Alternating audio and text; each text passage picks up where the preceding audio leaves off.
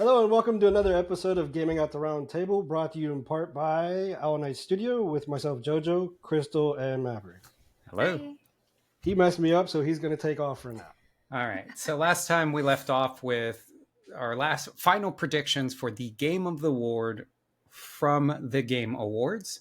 And we thought it would be interesting to compare what has been winning awards from other places. The one we're going to focus on so that we all have the same list is the Golden Joystick. And that happened like a week and a half, maybe 2 weeks ago. The upcoming Game Awards are going to happen in early December when they finally release. So it'll be an interesting prediction comparison. So if I go over to that list, where I think they call it Ultimate Game of the Year for the Golden Joystick. And that was Black Myth Wukong, which, cool. Now, to compare it, Crystal, do you have the list for the nominees of Game of the Year from the Game Awards? I do. So for the Game Awards, the nominations are Astrobot, Balatro, Black Myth Wukong, Elden Ring Shadow of the Erdtree, Final Fantasy VII Rebirth, and Metaphor ReFantazio. Okay. So the first thing that anyone should be able to deduce is that at least Black Myth Wukong was in both lists of nominees, right? It'd be really weird if like one was so off kilter it wasn't even a nominee. Although that would make great content because what the heck. But it is interesting hearing the other ones in the running. So first and foremost, first impression of Black Myth Wukong winning at the Golden Joystick, my impression is very simple. Like, yeah, it's a cool game, looks cool, has the hype train around it, no complaints. Yeah, that's a game that I have not played myself, not yet. I want to play it. But that's just because I've seen so many clips of it being played. And the clips that you see are just so good. Like storytelling wise, they are so good. So I'm happy to see it up there. Really. Yeah, I'm a visual person, so just looking at it visually, and then I'll openly state that I am an Xbox player. So I couldn't play it even if I wanted to currently. But Not yet. just visually, I think the game looks stunning, and I think the overall make of the game looks really, really well put together. It also had some controls. So I was only able to play a few minutes, but it feels like an action game. And no secret for anyone that follows us, I'm not a fan of significant hit lag, significant input lag, especially by design. Ironically, I don't fault like bad internet. I'm talking about Monster Hunter level. I press this, I wait 5 seconds for my action to happen, and hopefully I was strategic enough and positioned Animation myself. lock. Yeah. You don't like animation lock. Not a huge fan. Now, every good action game has some. Black Myth Wukong has some, but it plays a lot more like I'm doing the buttons that I'm pressing, and it feels more like what's happening is what I want to be happening in the game.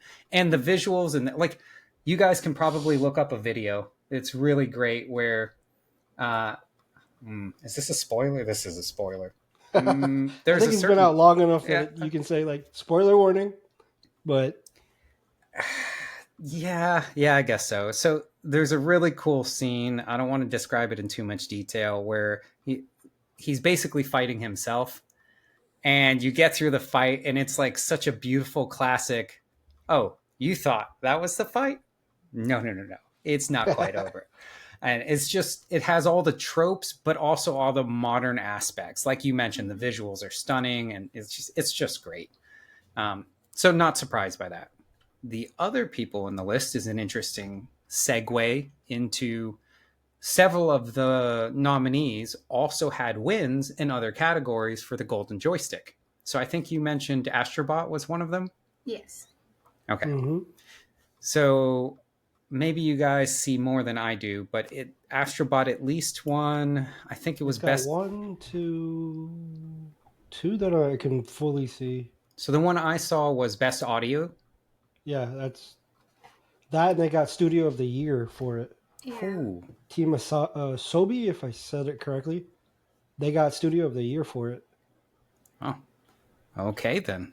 I don't know what goes into Studio of the Year, so that'd be an interesting thing for me to end up Googling. Yeah, okay, I see it now. Studio of the Year, yeah. Astrobot. So it's cool to see Astrobot doing really well because it's obviously well loved and it's being talked about a lot. I kind of was a little surprised because when I first heard about Astrobot, Astrobot's not like a new concept, right? Like it's had other renditions. It's like Yeah. the PlayStation mascot. So I didn't really give it any heed. That's what I thought it was. I didn't think it was a legitimate game. I thought it was like a little micro thing for PlayStation. Again, I I'm an Xbox player. Well, that's how it started. I remember when we first bought, was it the PS3 or the PS4? One of these platforms, maybe it was the 4. You got Astrobot and his friends and stuff as like, here, your system comes with something. The PS5 comes with Astrobot. Yeah. I know for sure. I don't know if it's like the game, right? I don't know if that's like a separate thing.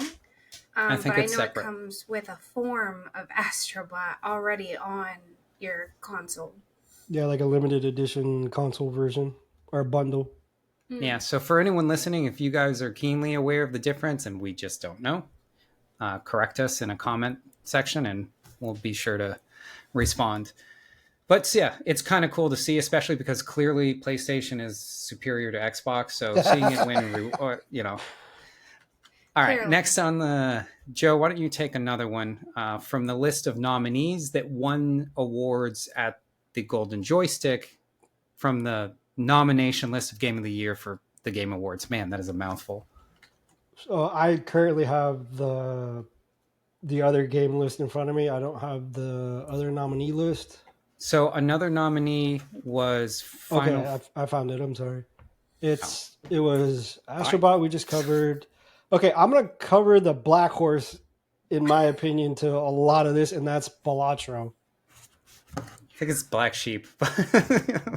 Black horse, black sheep. He's the odd man out.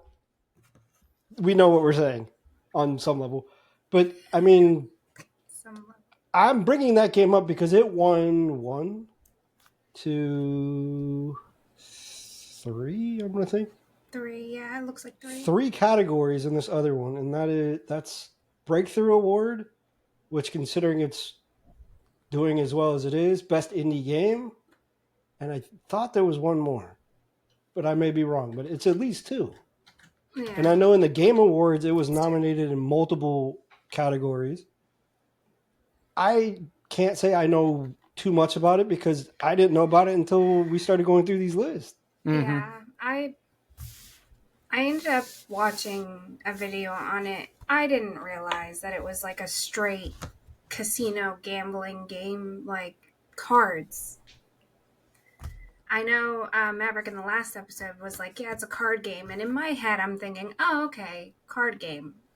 I'm thinking Yu-Gi-Oh! I'm thinking Pokemon, you know, like card Magic game. the Gathering, yeah. Which is not my cup of tea. So I can get how it's not, you know, something that we would find popular. But like, now we're talking like blackjack. So, Really? like, is it a casino game straight out, or is it just No. It's designed that way? It's designed that way. Okay. To look, and it's very simplistic looking. Well, it's an indie game. Let's be fair. We're not trying to take their hard work and say that it's not warranted. It just, to us, it was out of nowhere. Right. Like one of my favorite games is Stardew Valley. It's a pixel game, you know, it's simple looking, but there's still a way to have something be whatever. I'm not going to say anymore because apparently what I'm saying is bad. No, we're allowed to our opinions. This is our opinion, right? I did want to play devil's advocate on something Joe said, not what you were saying. You just said it a moment ago. I hadn't even heard of it, or both of you said something similar to that. And I feel like the award that one of the awards they won, that's good connection, right? The best breakthrough game. It broke through the hurdles of being a relatively unknown company. I'm assuming since it's an indie title, it better be an unknown company. Otherwise, they definitely don't deserve indie. So breaking through that hurdle and becoming popular enough to get nominated and effectively win, I can bow to that, right? Breakthrough, I haven't heard of you. Apparently, you're amazing and well liked, and you're made by a small company or at least a non AAA. Respect. Best indie in the world? Well, for the year, keep that in mind. For Right. the year, it's the best indie game. Yeah, so I don't think, and I could be wrong, but I don't think the requirement is that the game needs to release that year necessarily, because they have like long running games, right? That get nominations for things. Well, I think specifically for this category, it's more so like the newer things. Because they, again, like you mentioned, they have different categories for different things. But I think this one is specifically for like best indie game this year. Yeah, I mean, I think it would be comparable like the Oscars, where you're looking at the body of work for that specific calendar year. Mm-hmm. Yeah, that makes So- sense. I can see where they have a category where it ties back, because I believe Minecraft won an award So, for still playing is the title Yeah. of that award. mm-hmm. So I could see that's a clear, okay, still playing award, and Minecraft has been around for longer than some kids have been alive at this point. Yeah. So I want to know Hades 2 release date. And clearly, I absolutely love the Hades 2 development team. I And don't I know. Is Yeah. that considered indie? Supergiant Games, while they are very successful, they are an independent studio that has like, you can count their number of employees last time I checked. So It's an indie game development studio. Yep. they're definitely not one of the AAAs, but Did you they're know that their studio's in San Francisco?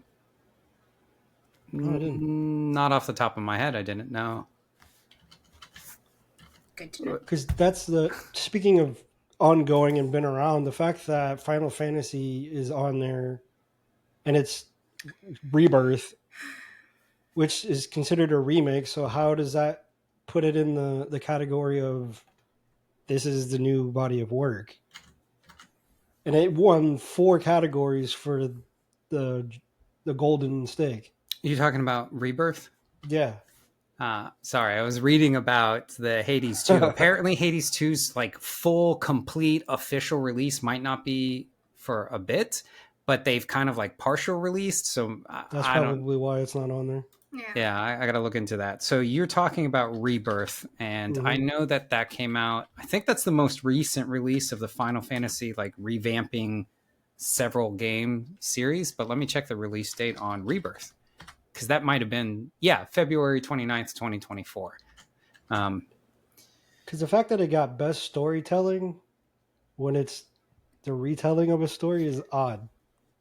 It's making changes though, significant changes, Oh. and that is something I don't want to go into spoiler territory on. Especially because I myself have not completed all of it. So I know that there's got to be other people that are looking forward to that. And some of us who are really old have waited since 1997 to play this series. And I think that might be part of it, right? A lot of the gaming industry is the youth, but a lot of it is the people that are adults that have money, that are willing to spend that money. And so I feel like Final Fantasy VII has been such a long-standing, it's almost like the flagship of the Final Fantasy series. It really did a lot of positive stuff. And so I could see how there's this huge following. I'm not saying that automatically means it deserves awards, though. Mm-hmm. And in fact, it was one of the lesser selling titles of the Final Fantasy VII Remake series. So that doesn't mean it's bad either. But it sold a whole lot more than Balatro. And on that note, is Balatro one of the contenders for Game of the Year of the Game Awards itself? Yes. Yeah. That I can't see happening. You know, I I feel didn't. like they just put that in there for the indie realm. Because that is the only indie game in the game of the year.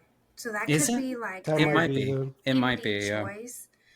I do want to say this because we're kind of running out of time here. However, of the game of the year nominees, I'm going to go ahead and just kind of have us go around and say who we think is going to win the game of the year so we can kind of see where it's at our next podcast.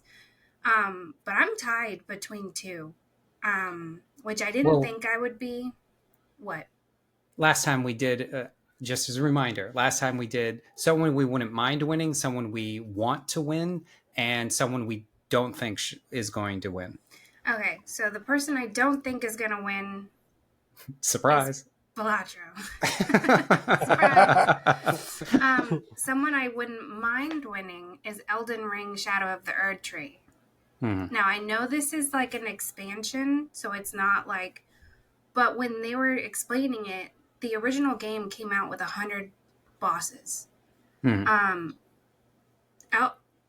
The Erd Tree, sorry. The Erd Tree has 40 bosses. By so that's itself? by itself.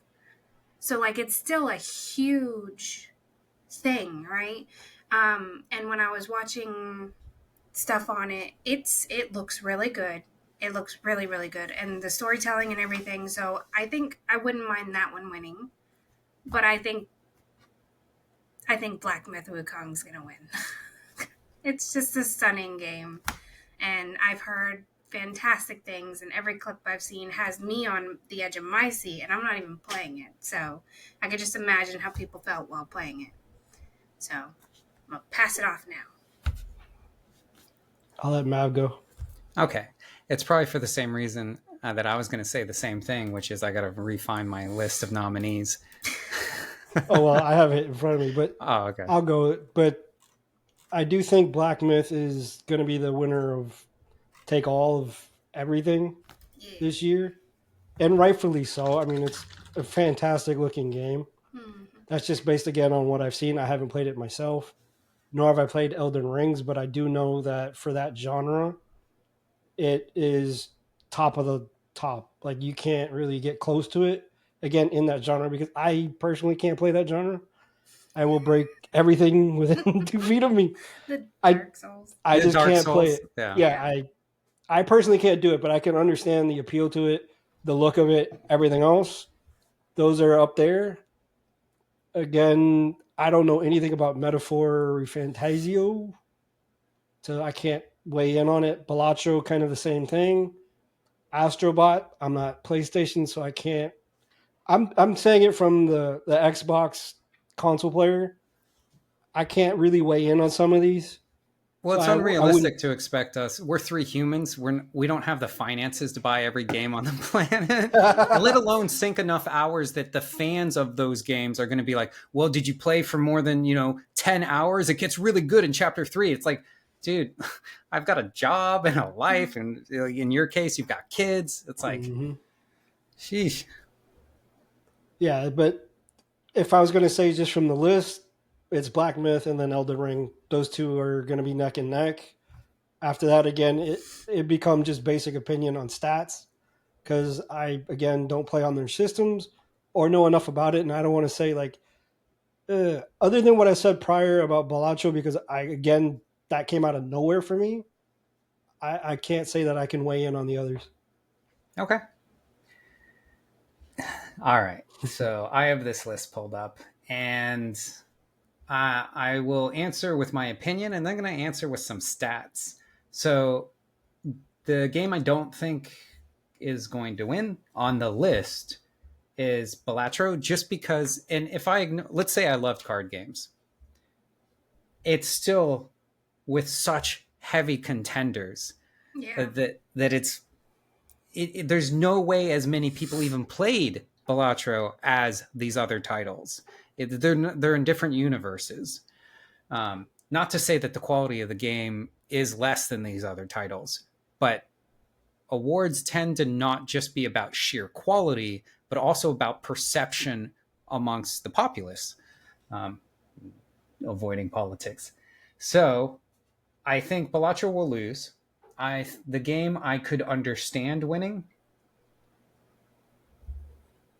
is probably, I kind of understand both. I don't really have a favorite, but I'll say I understand Erdtree winning. It is in a niche, but it's such a well-liked niche, and I think the timing of it was really good. The gaming industry, I won't say it's been in a drought, because it's not a drought, but people want what they want. And I feel like that desire hasn't changed too much in the last 2 to 3 years as to what the people really like. And that's why we keep seeing all these huge titles re-releasing with minor differences or expansions, and those being the ones that really catch everybody. Even Helldivers 2, right? Pro, negative, all the drama, right? It's still a part 2 of a game, right?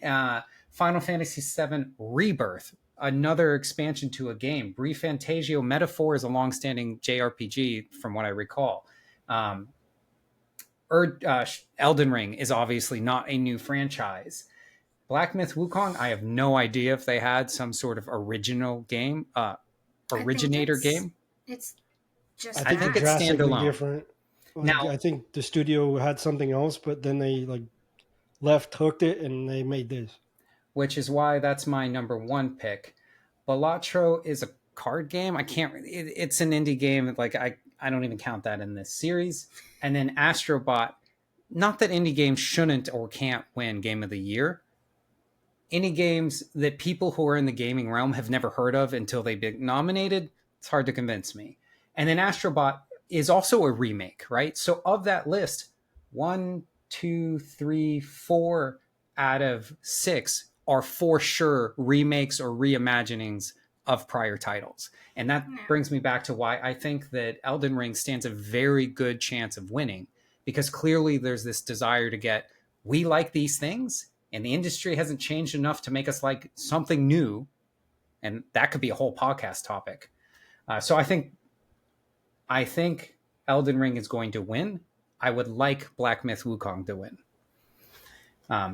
One last topic, and I know we're running a little long here, is the money involved and why I sound like I'm kind of like putting down Balatro. I have nothing against Balatro. They're probably a great company.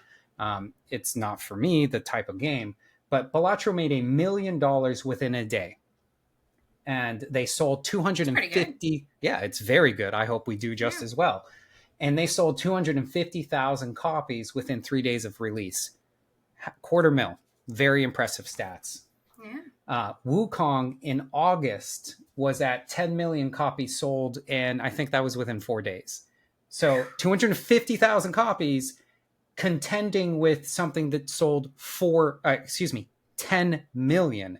So even if we let them add on a day, what are they going to get? Another 25,000, right? Like 250,000, 10 million in almost the exact same amount of time. And that's why when I say these are not the same competition, that's what I'm talking about. That's heavyweight versus featherweight. Like, that's Exactly. not even. We are an indie development studio. We're an independent game company. And so in no way am I putting down indie games.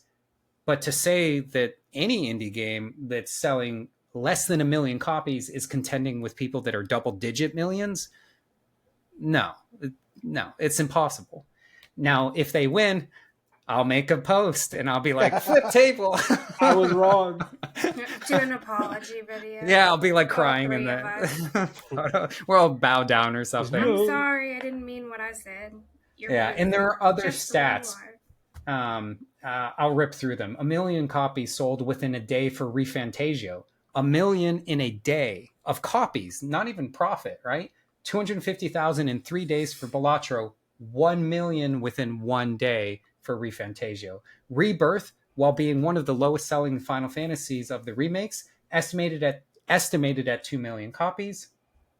Erdtree at 5 million units sold in the first 3 days, right? So Wukong and Erdtree are just different universe. Yeah. Mm-hmm. Thanks for letting me rant there. No problem. And that was another episode of Gaming at the Round Table. Thank you for joining us. Again, I'm JoJo with Crystal and Maverick. Have a good one. Bye.